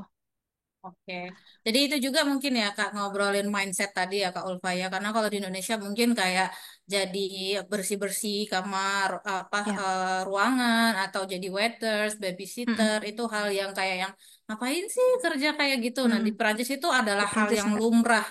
Iya, Jadi kita mahasiswa banyak kok yang kerja eh, jadi tukang masak gitu ya, mm-mm. jaga anak gitu, bukan karena mereka ya tadi bukan gak mampu tapi memang mereka ingin belajar independen Mandiri, ya, mm-mm, mandiri. bagaimana cara mendapatkan uang gitu ya untuk membantu kehidupan di Perancis gitu. Iya, Dan atau ternyata untuk liburan, untuk liburan. Jadi mereka tuh kalau sekarang kayak summertime itu pasti mereka cari kerja, kerja dulu untuk liburan. Dan teman-teman saya itu bukan teman-teman yang nggak mampu gitu. Jadi kalau kita ngobrol tuh ya student-student yang anak kedokteran, terus yang sekolah-sekolah swasta, kok ditanya kenapa ya cuma mau cari uang jajan gitu. Mereka tuh malu kalau minta sama orang tua gitu. Jadi mindset itu sih yang saya mandirinya orang Perancis tuh seperti itu gitu. Jadi kalau dibilang ini karena nggak mampu harus kerja, enggak juga. Emang di sana tuh kerja tuh hal yang sangat-sangat biasa. Setelah kerja kita punya kehidupan pribadi lagi, kita ngapain gitu. Beda lah kostumnya udah beda kostum gitu di luar pekerjaan. Sama satu lagi kita tuh dibiayain pemerintah untuk logement atau tempat tinggal. Jadi ada namanya CAF. Nah, itu teman-teman bisa ajukan di kita dapat 40% biasanya dari jumlah KAF. Jadi misalnya per bulannya tuh dapat bantuan 100 sekian euro atau 200 sekian euro tergantung dari jumlah per bulannya tuh berapa gitu. Jadi nanti 40% dari total biaya kos kalian dan jangan lupa juga manfaatkan ada namanya Maison International atau International House. Begitu kalian sampai di Perancis, ada beberapa administrasi yang harus kalian penuhin. Kalian datang ke sana, semuanya mereka akan bantu. Gimana cara urus asuransi, gimana cara urus kaf. Kalau misalnya urus sendiri itu susah, kita harus buat rendezvous, itu lama, appointmentnya lama. Tapi di sana mereka mendatangkan agent dari asuransi itu sendiri, agent dari kaf sendiri, semua mereka yang urusin, kalian tinggal bawa berkas gitu. oke, menarik nih. Apalagi yang mau berangkat September tadi ya, yang udah akan berangkat Mm-mm. ini. Ini mungkin satu pertanyaan dari kolom chat sebelum kita aktifin audio ya, teman-teman. Karena waktunya juga udah hampir 90 menit nih kita di sini. Nggak berasa banget kalau udah ngobrolin perjalanan ya atau eh, cerita gitu. Nah, Mm-mm. selanjutnya ada pertanyaan. Mungkin ini juga menarik kita bahas nih dari Bu Pogi nih yang mempelajari tentang bagaimana eh, apakah pendidikan sebelumnya S1 gitu ya selama di Indonesia itu mendukung M1 M2 atau kebanyakan harus belajar dari awal lagi nih Kak Ulfa. Apalagi mengingat jurusannya beda, apakah memang ada beberapa jurusan yang ada beberapa mata kuliah yang harus diulang kembali atau memang harus mulai dari nol gitu. Dan kan tadi tuh jurusannya berkaitan dengan bidang teknis dan Mm-mm, informatik, bahkan tadi sempat mm-mm, disinggung ada membahas tentang coding gitu kan. mm-mm. Nah, apakah memang belajar dari nol lagi tentang coding dan bagaimana Kak Ulfa nih menghadapi challenge-challenge kayak gini nih? Oh, ini nggak pernah belajar nih, beneran saya nih kayak bayi nih yang harus dari Mm-mm. nol kayak dulu pertama kali belajar bahasa Prancis gitu kan. Nah, Iya. sekarang saya harus belajar ini nih, gitu. Sedangkan S1 nggak pernah, selama dulu juga bekerja nggak pernah megang ini gitu. Gimana Kak Ulfa overcome those challenges gitu dari semua perjalanan kuliah yang agak beda ini Kak Ulfa. Nah, terima kasih untuk pertanyaannya buat Bu Pogi. Jadi memang untuk tahun pertama ada beberapa, kebanyakan mata kuliah itu masih nyambung. Karena bagian didaktik, kita juga belajar didaktik, kita belajar pengajaran, kita belajar sedikit tentang pelatihan. Tapi emang di M2 ini emang agak-agak jauh sangat berbeda. Saya sangat tidak pernah, itu belajar dari nol sih sebenarnya. Tapi itu yang menarik gitu karena emang saya suka suka mempelajarin hal yang baru, suka mengeksplor hal yang baru dan gimana caranya sampai bisa. Jujur belajar coding itu susah banget. Belajar dari nol, saya nggak ngerti coding itu apa, saya nggak ngerti apa namanya, ternyata coding itu ada banyak jenisnya gitu. Tapi emang dosennya itu luar biasa banget. Beliau mengajarin kita benar-benar menyamaratakan semuanya. Walaupun ada yang datang dari background psikologi, ada yang jadi teman-teman kita di ending itu kita ada 13 orang. Ada yang datang dari background benar-benar IT yang cuman berhadapannya tuh sama ini doang codingan doang gitu. Nggak pernah tahu dunia pengajaran. Jadi emang unik banget. Ada juga yang datang dari background yang udah pendidikan kayak saya. Ada juga yang dari reconversion profesional yang sama sekali nggak dari dunia pendidikan. Dia benar-benar pengen ganti jurusan. Terus ada yang dari FLE juga, Français Langue Étrangère, jurusan bahasa. Kita sangat-sangat beragam di kelas itu. Uniknya di Master IPM ini, selalu setiap tahun itu ada satu orang Asia. Di tahun saya itu cuma saya dari Indonesia. Di tahun lalu kalau nggak salah dari Cina. Ada orang Amerika, ada orang Afrikanya, ada orang eh, Spanyol, ada orang Perancis tentunya, ada orang Arab. Jadi kita sangat beragam dengan background yang beragam, tapi dosennya benar-benar ngasih pembelajaran itu yang basic banget dari nol dijelasin. Misalnya HTML, HTML itu apa gitu dari awal. Dan kita dikasih fasilitas yang menunjang kita untuk belajar coding, basic coding. Kemudian untuk menyemangatin, kita ada dikasih satu platform namanya Solo Learn. Itu teman-teman juga boleh yang penasaran sama coding, boleh belajar dari situ. Namanya Solo Learn. eh Setelah teori kita di kelas, terus dikasih platform itu, kita kalau udah selesai itu ada ininya, ada sertifikatnya. Jadi sertifikat itu kayak bonus. Kalau kita bisa selesaikan, dapat sertifikat, kita deposit ke platformnya pribadi kita, dosennya nanti lihat, oh nanti ini ada bonus gitu. Jadi ada teamwork, ada tugas kelompok, ada tugas pribadi juga. Dan itu sih eh, yang tadinya tuh khawatir karena saya nggak tahu, tapi dosennya benar-benar mendesain pembelajarannya itu yang ngebuat kita bisa jadinya. Dan kita nggak dituntut untuk master di coding, tapi kita itu objektifnya untuk tahu. Jadi misalnya nih di proyek, lagi proyek misalnya di website atau di platform ada error gitu. Errornya tentang misalnya di konten. Oh, berarti di bagian HTML-nya nih yang harus dicek atau di bagian interaktivitinya. Berarti nanti di PHP atau di bagian eh, color ada ini nggak sesuai nih gitu, bukan yang dimau gitu. Oh, nanti berarti dilihat di coding CSS-nya gitu. Jadi bukan dituntut untuk bisa membuat website dengan coding, tapi memahami coding itu tujuannya untuk apa gitu. Kalau ada error, kita bisa ngedeteknya itu salahnya di mana kayak gitu. Oke, jadi challenge-nya pasti ada ya, Kak Ulfa ya, Sangat dari ada. yang harus mempelajari sesuatu yang nggak pernah dipelajari, tapi lagi tadi ya, selain Kak Ulfanya nggak nyerah gitu aja, dan ada juga support dari kampusnya, dari Mm-mm. memang disupport untuk mempelajari hal yang memang perlu di master nih sama siswa. Jadi nggak dibiarin Mm-mm. aja, kan kami nggak mau tahu nih, yang penting kalian harus lulus mata kuliah ini gitu. Ternyata Mm. ada support dan ternyata codingnya juga bukan yang mungkin mungkin bukan coding seperti membuat akun atau membuat aplikasi, tapi memang yang biasa digunakan dalam teknologi pedagogi itu sendiri, teknologi di dunia pendidikan itu sendiri gitu. Mungkin kita buka sesi tanya jawab dari ini ya, tanya langsung. Boleh yang mau tanya raise hand dulu biar saya pilih nanti yang raise hand untuk bertanya langsung ke Kak Ulfa sebelum kita tutup acaranya. Boleh ada yang mau bertanya langsung kah? Oke, ada Christina Tariforan ya. Boleh silakan. Ini dari tadi nih udah angkat tangan saya suruh turun dulu tadi Kak. Christina monggo pertanyaannya. Baik, bonjour. Ya, bonjour dari Indonesia. Bonjour. Iya. Eh, ya begini, Kak. Saya juga sudah lama sekali mencari tentang beasiswa mungkin.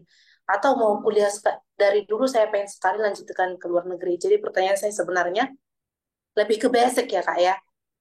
Eh, Bagaimana Kakak bisa, maksud saya gini, Kakak masuk jalurnya ini dari mandirinya, bagaimana mendapatkan LOA-nya begitu? Karena ini memang menjadi pertanyaan saya juga kan orangnya masih pas-pasan nih bahasa Prancisnya gitu. Jadi untuk mendapatkan LOA itu untuk universitas itu bagaimana gitu. Saya cari tahu banyak tentang itu, saya masih kurang paham. Terus saya juga kan ini usianya sudah mencapai batas mungkin ya kak ya. Saya udah usia dengan mungkin usia kematangan tinggi. Apakah apakah ada batasan umur untuk kuliah misalnya seperti kakak itu mengambil S2-nya di Prancis, eh, mungkin dia yang M1 atau mungkin saya mau lanjut dari karena saya basicnya juga pendidikan ya Kak ya. Dan juga memang saya tertarik tentang teknologi pendidikannya seperti Kakak lanjutkan tadi.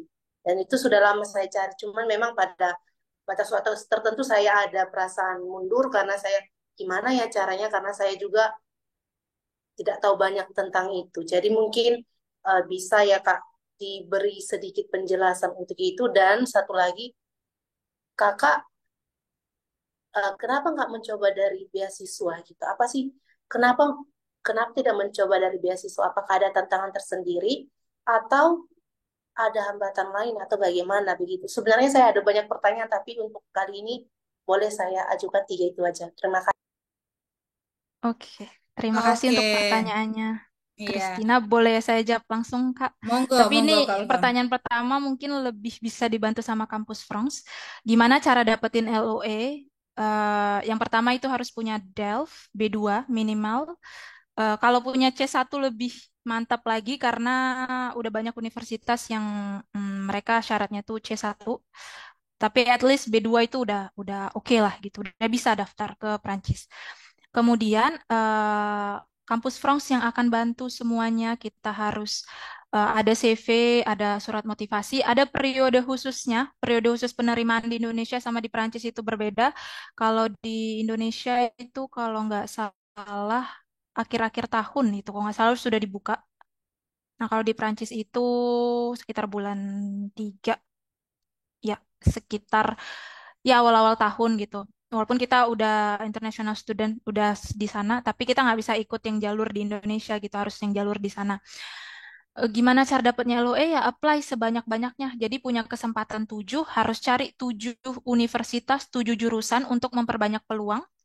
Dan pasti akan keterima kalau memang CV dan motivation letternya itu bagus gitu. Jadi kuncinya itu di Dell, CV sama motivation letter sih, itu kuncinya. Dan saya sendiri tuh bilang motivation letter itu kayak surat cinta, karena yang beneran buatnya tuh susah, itu satu lembar yang bener-bener ngejustify kenapa saya harus terima kamu gitu. Jadi ibaratkan mereka nggak kenal kita, gimana caranya mereka nggak punya alasan untuk nolak kita. Dan itu yang harus dipikirin. Sebenarnya Buatnya juga nggak susah kalau kita tahu metodenya. Kampus France nanti bakal ngebantu. Kalau mau konsultasi bisa hubungi langsung. Atau kalau mau tanya-tanya ke saya juga boleh.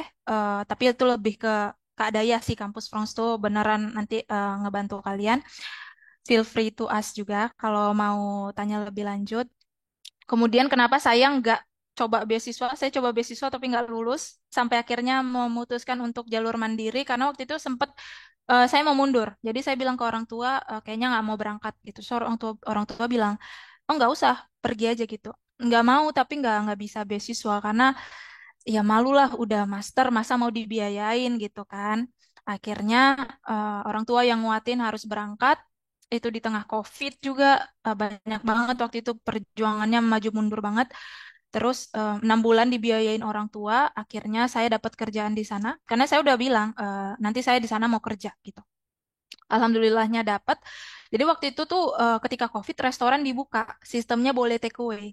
Orangnya nggak boleh datang, tapi pesanan itu banyak banget karena orang-orang pada bosen kan di rumah. Jadi emang waktu itu restoran tuh banyak lah, malah yang hidup tuh restoran waktu itu. Jadi mereka banyak rekrut mahasiswa juga dari COVID itu. Terus yang terakhir tadi boleh diulangin pertanyaannya ada 3. Ya, monggo Kak kalian. Ya, untuk bisa saya katakan juga sebenarnya saya sangat tertarik dengan beasiswa atau mungkin saya ingin sekali dengan kuliah S2 juga gitu kan Kak. Tapi apakah S2 juga seperti yang sudah kita ketahui ya Kak ya, banyak Oh, orang kuliahnya di usia lebih muda gitu. umur. Ya, Ah, mungkin yang di Prancis itu nggak ada usia. Bahkan teman satu kelas saya itu, yang tadi saya bilang ada reconversion profesional itu kayak beralih profesi. Dia dulunya sudah mengajar puluhan tahun di universitas dan itu usianya udah di atas 40 tahun gitu. Ya, kuliah lagi, nggak ada masalah gitu. Tetap tetap diterima. Asalkan ya itu tadi kuncinya CV sama Motlet. Jadi CV itu ibaratkan poin-poin besar yang akan kita buat storytelling di surat motivasi. Jadi gimana cara kita menjual pengalaman kita di surat motivasi itu. Jadi untuk masalah umur itu tidak ada masalah sama sekali untuk lanjut. Tapi balik lagi ke kampus France mungkin bisa ngebantu untuk menjawab ketiga pertanyaan ini kalau ada yang mau ditambahkan atau ada yang salah. Tapi dari pengalaman saya umur nggak ada masalah sih karena itu teman sekelas saya sendiri di master yang saya tahun 2022 2023 kemarin itu usianya udah di atas 30 di atas 40 nggak ada masalah. Oke, menarik. Ini saya mau highlight sedikit ya, Kak Ulfa ya. Jadi dari kakak kalau nggak nyoba beasiswa gitu, Kak Ulfa ini apa sih yang nggak dicobanya gitu ya? Semua Semua sudah dicoba. dicoba Karena semaksimal mungkin. benar, karena dia sudah mau berusaha semaksimal mungkin itu kan jadinya tidak ada apa ya penyesalan gitu ya Kak ya. Penyesalan benar. Jadi udah dicobanya, jadi beasiswa udah dicoba. Terus benar untuk usia tadi ya, saya juga ada siswa yang daftar S1 umurnya 27, 29, itu S1 ya bukan S2. Jadi itu usia itu benar tidak ada batasan di Prancis, kamu bisa S2 di umur 30, 40 bahkan 50 tahun. Yang penting tadi surat cintanya benar kalau kata Kak Alfa ya. Jadi surat motivasinya Surat sesuai, cintanya harus nah, benar. benar. Jadi sesuai dengan kampusnya gitu ya. Nah, terus tadi gimana dapat LOA? Jadi kalau dapat LOA ini panjang sebenarnya ceritanya ya Kak Ulfa ya. Karena LOA itu bukan didapat tiba-tiba kita daftar kampus terus dapat LOA dan terus dapat diterima di kampus Prancisnya. Karena ada syaratnya dong. Kalau untuk S2 syaratnya lulus S1 dulu. Jadi yang untuk SMA harus S1 dulu. Kalau udah ijazahnya diterjemahin, baru CV surat motivasi oke kita bantu gitu ya. Kalau programnya dengan bahasa Prancis pastinya dengan bahasa Prancis. Nah, ini yang paling penting. Jadi kalau ditanya kalau mau dapat LOA itu gimana? Kan kita daftar kampus. Nah, salah satu dokumen sakralnya itu adalah DELF. Kalau yang programnya dengan bahasa Prancis. Jadi yang masih punya DELF B1, A2, berarti harus belajar dulu gitu ya. Ini buat teman-teman mungkin yang sekarang lagi di kelas B1 di AF, silakan lanjut nih B2-nya. Gimana nih? Karena untuk kuliah di Prancis tuh minimal kan B2. Jadi harus belajar bahasa Prancis, harus lulus DELF-nya dulu, ketika udah punya dokumen bahasa, dokumen perkuliahan, CV, surat motivasi kita bantu bagaimana kontennya, baru di akhir nanti kita ada yang namanya daftar melalui platform yang memang dipakai oleh kedutaan. Jadi bukan daftarnya ke kampus satu-satu gitu ya, atau ada ujian UTBK enggak gitu. Jadi memang kita dampingi kok gitu. Tapi tadi dokumennya harus lengkap dulu, yang artinya belajar bahasa dulu, CV dan surat motivasinya bisa dilakukan secara simultan. Pertanyaan terakhir mungkin dari Faiz sebelum kita tutup acaranya. Faiz silakan.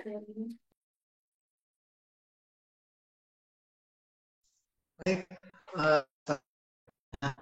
eh, saya kan sedang mencari, saya kan sedang eh, ingin melanjutkan S2 di Maxel. Pertanyaannya itu mungkin agak basic, ya. Eh, eh, kita juga harus mengetahui kondisi eh, adaptasi dengan penduduk lokal di sana, kombinasi dari kelasnya juga seperti apa, kurang lebih gitulah. Faiz Oke, boleh jadi diulangin pertanyaannya karena nggak kedengaran dengan jelas. oke, mungkin saya bisa menangkap nih karena pertanyaannya mirip dengan yang tertulis tadi nih Kak Ulfa nih. Jadi pertanyaannya lebih ke pilihan kota ya, Faiz ya benar? Betul. Betul, oke. Jadi selama kakak kuliah itu apakah ada pertimbangan khusus memilih kotanya gitu? Jadi kayak kota Lille. Karena tadi saya dengar Faiz ini tertarik untuk berkuliah di Marseille gitu. Boleh Kak Ulfa ceritain? Awalnya iya, jadi memang coba usahakan di kota-kota besar karena kemungkinan untuk segala akses itu gampang. Kalau tapi nggak jadi patokan gitu. Jadi patokannya itu jurusannya ada di mana yang mau dicari. Jadi fokus ke tujuannya itu apa. Yang kita sukain itu ada di mana, baru pertimbangan di kota mana. Jadi mempertimbangkan kota itu bukan jadi prioritas utama saya waktu itu. Yang saya cari itu jurusan yang saya mau itu ada. Nah, waktu itu tuh saya karena ada 7, jadi kalau nggak salah lebih banyak bibliotek karena saya emang suka banget bibliotek. Pengen jadi biblioteker. Saya sangat suka perpustakaan. 3 jurusannya tuh di ilmu pendidikan gitu. Ternyata lulusnya di ilmu pendidikan. Jadi emang karena waktu itu nggak ada basic mungkin ya di jurusan perpustakaan.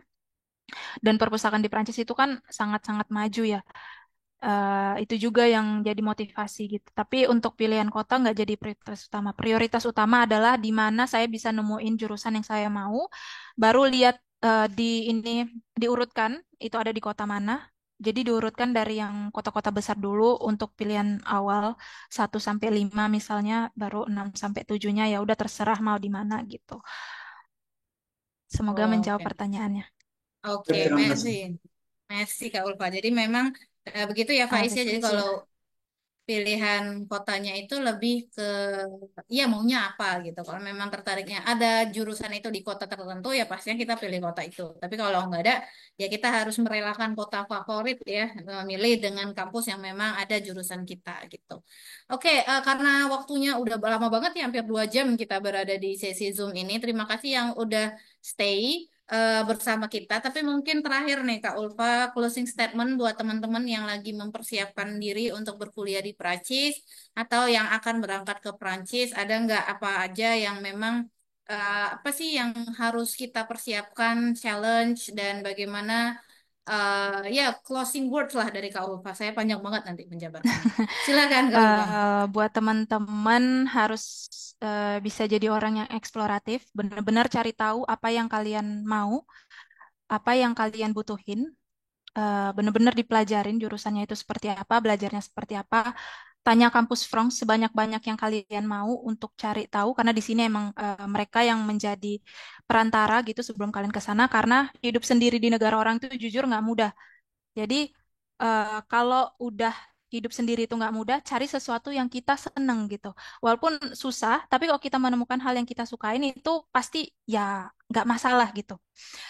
Itu yang pertama. Yang kedua, harus fokus, harus ingat sama tujuannya apa, terus fokus sama proses.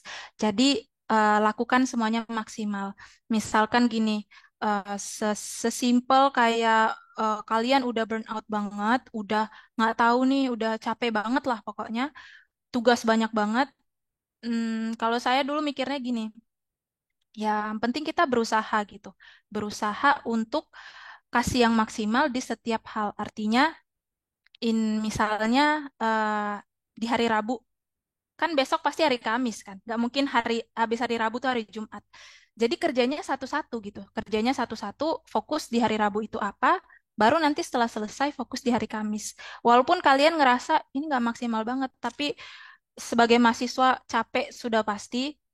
Itu pesan yang saya pengen sampaikan ke kalian untuk bisa kasih hal yang maksimal di setiap proses yang kalian akan jalanin. Pikirkan semuanya itu satu-satu. Boleh dipikirin semua untuk membuat plan, buat to-do list, buat prioritas. Tapi jangan sampai kalian kerjakan semuanya di satu waktu, akhirnya nggak ada yang maksimal satupun. Jadi pikirkan satu-satu.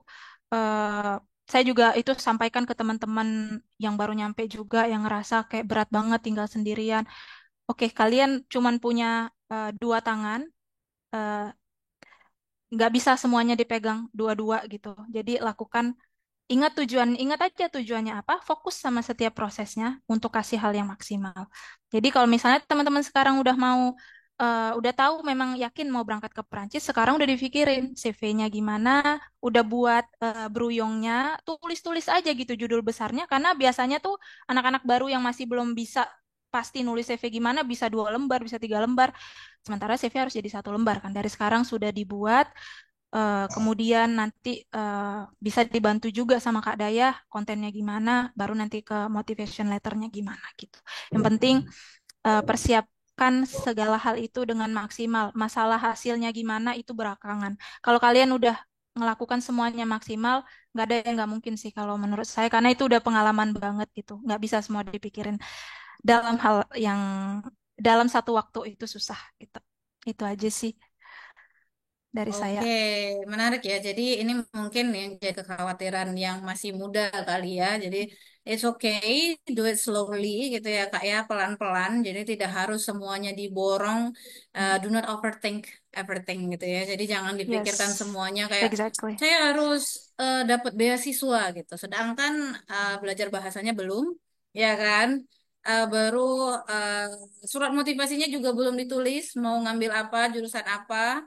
CV-nya juga belum dibuat, dulu pengalamannya apa. Jadi pelan-pelan aja. eh, Kalau Kak Ulfa nih perjalanannya bahkan untuk persiapannya 2 tahun, telat juga kuliahnya juga 1 tahun harus online, magangnya telat, nulis tesisnya telat, tapi akhirnya sampai ke tujuan. Jadi semuanya bunga akan mekar dengan caranya masing-masing gitu ya Kak Benar. Ulfa ya. Jadi tidak perlu mekarnya secara bersamaan. Oke, terima kasih Kak Zakia Ulfa. Teman-teman boleh dong untuk sesi akhir kita foto bareng dulu. Yang berkenan ya, mungkin ada yang dengerin sambil nyetir atau ada yang lagi di luar, tapi yang lagi ganteng ya, enggak ya bukan harus kayak opa-opa Korea ya. Yang lagi ganteng, lagi pakai baju rapi, boleh dong aktifin kameranya biar kita foto bareng. Nanti Kak Riza akan bantu nih untuk screenshot kita. Kariza, udah siap Kak? Kita foto dulu. Oke, Siap semuanya ya. ya. Yang di page 1 senyum dulu. Satu, dua, tiga. Oke, udah Kak. Kita ke page kedua. Yang oke, langsung ke page 2 ya. Yang udah gabung ini ada 3 page nih kalau di layar saya yang saya buat ini. Page 2 boleh Kak di screenshot aja nih. Walaupun yang kelihatan nama-namanya aja ini ya. Sama ada foto-fotonya nih. Baru ada page ketiga. Oke, udah Kak Riza semuanya udah ikut terfoto. Terakhir nih, page 3 belum. Oke, terakhir page 3, monggo Kak. Silakan dipoto dulu. 1, 2, 3. Oke, udah. Oke, terima kasih Kak Riza karena waktunya sudah hampir jam 6. Kita udah lama ngobrol dengan Kak Ulfa. Semoga perjalanannya kembali ke Prancis akan lancar dan kehidupannya di sana juga jauh lebih baik. Kak Ulfa, terima kasih, sangat terima kasih sudah mau datang kembali dan sharing kepada rekan pelajar Indonesia. Bu Pogi ada yang ingin disampaikan? Um, ya harus terima kasih semuanya ya buat yang sudah nonton. Terima kasih Ulfa dan Hidayah untuk menjadi pembicara dan host untuk acara ini. Saya harap kita semua bisa mendapatkan sesuatu ya uh, dari tadi penjelasan dari Ulfa. Uh, saya rasa masih banyak ya yang punya pertanyaan pribadi kali yang kadang-kadang susah untuk dijelaskan. Nah, kalau bisa Mm-mm. mungkin kita bisa share nanti gimana Ulfa bersedia di berondong ditanya macam-macam nanti sama teman-teman kalau mau. Nah, kalau Boleh, mau boleh, mungkin silahkan. informasinya nanti bagi yang pengen tahu mau di-sharekan langsung WA-nya atau apa gitu Boleh atau nanti Boleh, gimana. boleh. ya kita ini Ya. aja Boleh yang via mau Instagram, boleh ya. WhatsApp. Terima kasih Nah, banyak juga Bu Pogi AF Medan udah menyelenggarakan acara ini, udah memberikan saya kesempatan untuk sharing pengalaman. Semoga bermanfaat untuk teman-teman semua dan bisa jadi motivasi. Ya, ambil hal-hal yang positif. Kalau ada pertanyaan, jangan ragu Oh, untuk ada satu. bertanya. You think Prancis itu pilihan yang bagus, or nyesal atau merasa mungkin ada yang lain yang kamu tahu lebih bagus kali? Prancis benar-benar untuk pendidikan sama karir sih. Di sana oke, menurut saya oke. Dan kenapa saya juga Kak Daya juga sering tuh kapan balik ke Indonesia karena emang susah gitu untuk balik itu susah untuk melangkahkan kaki ke Indonesia lagi untuk liburan misalnya itu susah karena emang di sana tuh udah iya emang adalah hal-hal yang tidak enak misalnya administrasi dan itu kayak semua orang mengalami itu gitu. Tapi itu bukan jadi alasan untuk bilang oh Prancis itu gini-gini. Enggak. Eh, ada banyak hal yang kalau misalnya kita ngerasa sulit di sini ada solusinya gitu dan saya udah temukan itu makanya saya bisa bertahan sampai sekarang di Prancis ya karena ada solusi-solusi yang saya sudah temukan yang orang lain juga nggak tahu yang saya nggak tahu sebelumnya gitu loh jadi buat teman-teman jangan ragu buat kontak kampus France atau ke saya misalnya ada pertanyaan pribadi yang ingin ditanyakan itu aja sih Bu Pogi terima kasih banyak buat AF Medan juga. Oke. Ya, Bu Bu Pogi Pogi ini mic-nya ke lagi mute ini. mute. Sorry, sorry. Itu terakhir banyak orang bilang Prancis itu nggak apa namanya nggak aman, Mm-mm. sering ada demo atau gimana sehingga banyak yang nggak mau kirim anak-anaknya ke sana. Bagaimana? Apakah itu benar dan bagaimana itu mempengaruhi kehidupan pelajar di sana?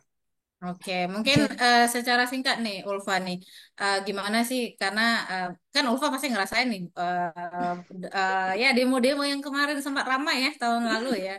Gimana ya. Ulfa? Jadi sebenarnya kitanya juga kaget yang di sana. Sebenarnya kayak beritanya itu melebih-lebihkan dengan situasi yang kita alami di sana. Di sana itu nggak yang seheboh itu gitu loh. Jadi kitanya di sana juga aman-aman. Kalau ada hal-hal yang mengkhawatirkan juga ada pemberitahuannya gitu. Jadi nggak pernah hal yang sampai fatal itu terjadi itu nggak pernah. Kalau demo-demo juga di mana aja ada demo di Indonesia juga banyak demo. Islamofobia juga di sana ya banyak tapi nggak yang se gimana ya beritanya tuh nggak yang separah apa yang diberitakan orang di luar gitu kitanya kadang kadang saya nerima DM dari teman-teman tuh "Ih, kamu gimana ini gini-gini enggak kita nggak kenapa-napa gitu ya iya ada tapi kitanya nggak kenapa-napa kitanya aman-aman kitanya santai-santai tapi berita di luar tuh udah yang dilebih-lebihkan terkadang. Jadi mungkin itu yang jadi kekhawatiran orang-orang gitu loh. Nggak ada yang hal-hal nyari makanan halal juga di sana banyak banget. Teman-teman nggak usah takut untuk yang Muslim berhijab di sana juga tidak dilarang. Saya juga kerja sampai sekarang saya nggak pernah melepas hijab saya. Em, nggak ada sih hal yang mengkhawatirkan tuh nggak ada. Cuman emang susah ya cari kerja, cari magang di mana-mana susah gitu. Mau di Indonesia, mau di Eropa itu susah gitu. Tapi selagi kita ada skill, ya percaya diri aja sama yang kita punya gitu. Itu udah cukup sama dibuktikan. Oke, merci lagi Ulfa sharingnya. Merci Bu Pogi untuk dua pertanyaan penutup ya. Tadi udah ditutup ada pertanyaan nggak apa-apa. Mungkin itu juga yang ditanyain teman-teman. yang bergabung di sini.